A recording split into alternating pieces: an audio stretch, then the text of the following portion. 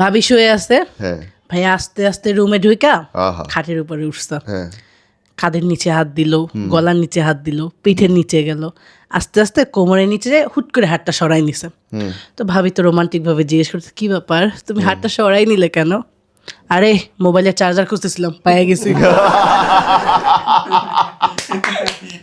So fucking relatable. দেখেন ভাই, আপনারা যত প্রেমের সিন, কিসিং সিন দেখেন, বিশ্বাস করেন সব বিয়ের আগের ঘটনা। বিয়ের পরে এসব কিছু হয় না, ওই চার্জারই খোঁজে সবাই। এইটার জন্যই তো বলছি কি 50-এর পর হ্যাঁ। জামাইকে দেওয়া বউর ডায়লগ কি? কি সৈরা সহ। আহ, আরো সংক্ষেপে বুঝাই বলি, হ্যাঁ চোষা আর চোষা আর চাটার দিক থেকে চাটনি হচ্ছে দ্বিতীয়, রাইট নাম্বার 1 হচ্ছে আমের আটি। রাইট আপনি যেটা ভাবছেন ওটা 3 নম্বরে আছে।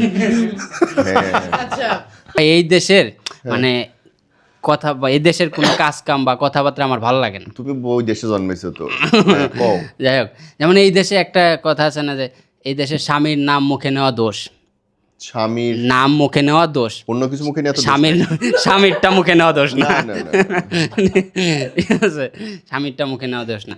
এক ক্লাসে ম্যাডাম আসছে, বাংলা ম্যাডাম, ম্যাডামের নাম রেখা। ঠিক আছে, ম্যাডাম ডুইকাই বলতেছে আজকে আমি তোমাদেরকে 2টা করে শব্দ বলবো, ওই 2টা শব্দ দিয়ে বাক্য রচনা করতে হবে। ওকে তো প্রথমে বললো যে ক্যাডবেরি আর আকাশ।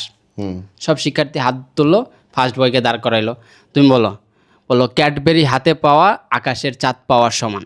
এরকমভাবে বললো, এরকমভাবে সবাই একটা একটা করে বলতেছে, শুধু চান্দু বারবার হাত তোলার পরে ওরে বলতে দিতেছে না, কেন? কারণ ম্যাডাম জানে ও খারাপ কথা বলে। হ্যাঁ তো অনেক ভাইবা চিন্তা ম্যাডাম 2টা শব্দ বের করলো, হ্যাঁ। বললো যে চান্দু এবার তুমি বলো। হ্যাঁ। একটা বের করলো মা আর একটা বললো গিটার, বলে এই 2টা শব্দ দিয়া তুমি বাক্য রচনা করো। নে ও রচনা শুরু করছে, কয় রেখারে দেখলে কে বলবে মা গিটার বয়স হয়েছে।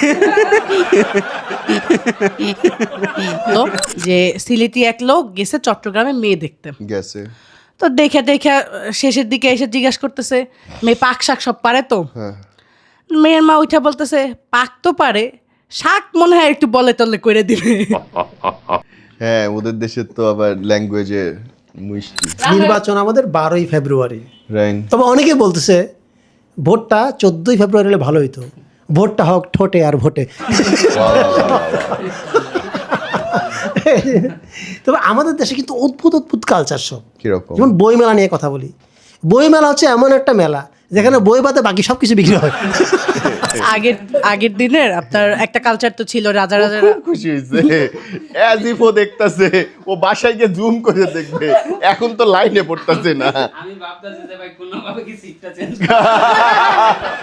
আমার সমস্যা হচ্ছে আমি তো ওদিক দেখতেই পাইতেছি না। বয়ফ্রেন্ড গার্লফ্রেন্ড গেছে, এই যে 14 ফেব্রুয়ারির কথা বললো, রুম ডেট করতে। হ্যাঁ, তুমি করছো কখনো? ওকে, হ্যাঁ।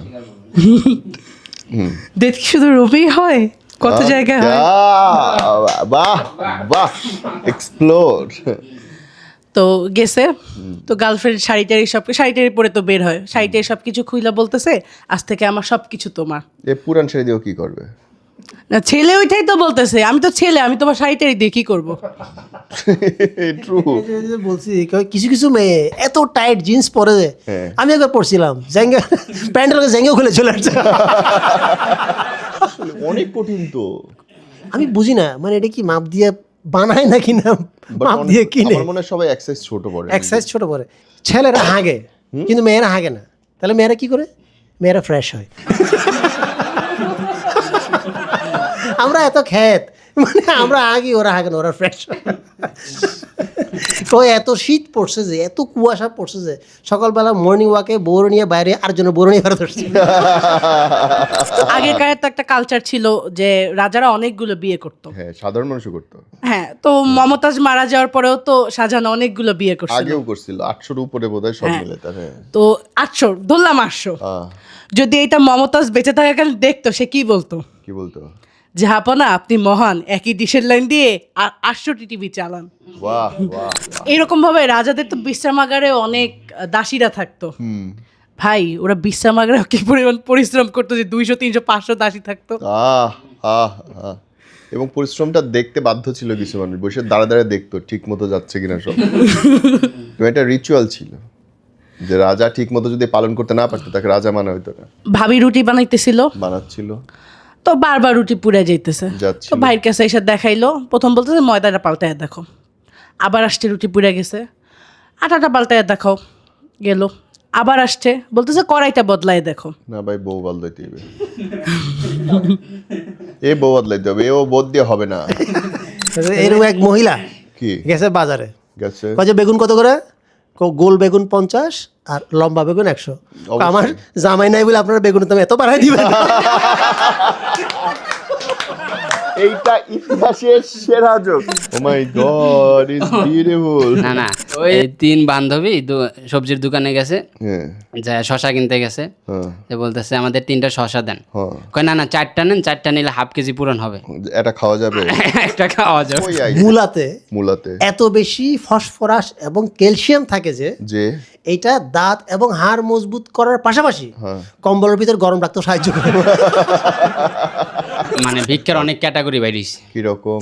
দেখেন এখন দেখবেন যে অনেকে এমনি হাত পা বাঁকা করে একটু ভিক্ষা করে, আবার দেখবেন যে কেউ একটু চকলেট কলম এইসব দিয়ে দিয়ে ভিক্ষা করে। করে এই পর্যন্ত ঠিক ছিল, গতকালকে দেখি এক হালায় কন্ডম দিয়ে দিয়া ভিক্ষা করতেছে।